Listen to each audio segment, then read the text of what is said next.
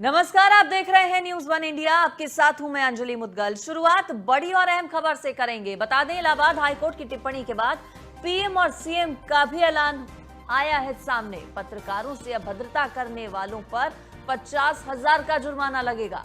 पत्रकारों से बदसलूकी करने पर 3 साल की जेल हो सकती है। पत्रकार को धमकाने वाले को 24 घंटे के अंदर जेल भेज दिया जाएगा।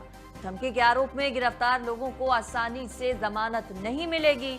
पत्रकारों से बदसलूकी करना अब महंगा पड़ेगा। सीएम योगी की ओर से ये बयान दिया गया है। तो पिछले कई दिनों से जिस तरह की खबरें आ रही थी सामने, पत्रकारों को निशाना बनाया जा रहा था, लेकिन अब ये राहत की खबर है।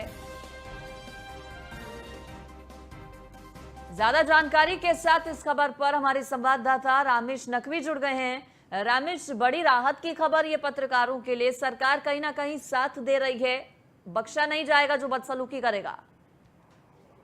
जी बिल्कुल अंजलि, एक बहुत अहम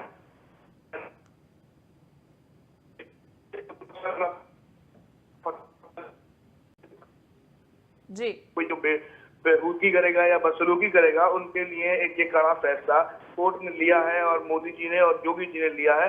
अब जो है, अगर कोई पत्रकारों से बदसलूकी करता है तो उसे 50,000 रुपए का जुर्माना होगा और जा सकती है। पत्रकार की बहुत जी, अब ये कई मामले जो सामने आ चुके थे